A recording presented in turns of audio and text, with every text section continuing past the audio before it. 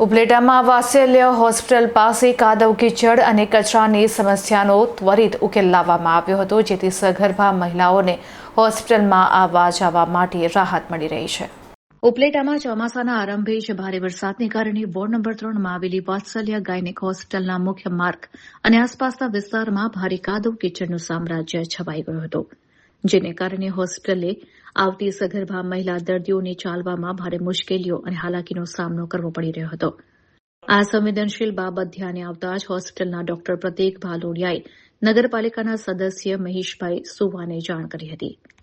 દર્દીઓની સુરક્ષા અને સફાઈની અનિવાર્યતાને સમજીને તંત્ર દ્વારા તાત્કાલિક ધોરણે કાર્યવાહી હાથ ધરવામાં આવી હતી.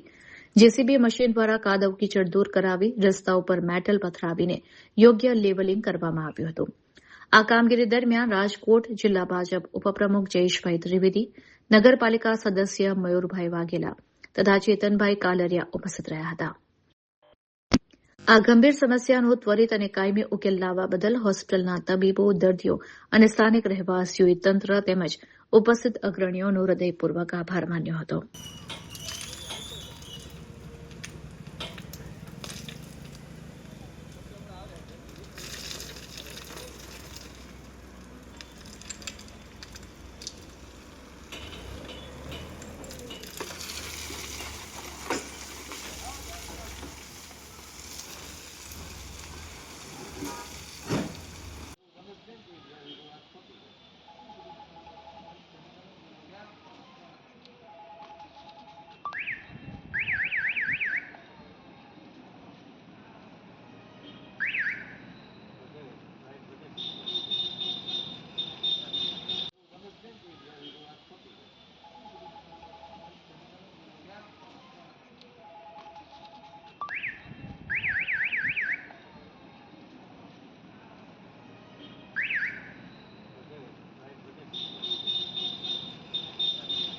નમસ્કાર, હું ડૉક્ટર પ્રતીક બાલોડિયા, વાત્સલ્ય હોસ્પિટલ ઉપલેટા.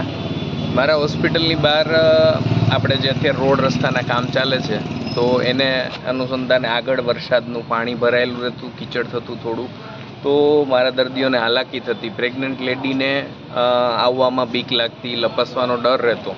તો આ વસ્તુને લઈને મેં તરત નગરપાલિકાના સદસ્યને કોલ કરતા યુદ્ધના ધોરણે પણ નહીં, પણ એનાથી ઝડપથી હજી મેં ફોન મૂક્યો અને તરત જ આખું ટ્રેક્ટર આવી ગયું અને બધું લેવલિંગ કરી અને સેફ ઝોન આખો ક્રિએટ કરી દીધો છે. એના માટે હું આપણી પાલિકાનો, આપણી સરકારનો હૃદયથી આભાર માનું છું. Thank you. જય શ્રી કૃષ્ણ.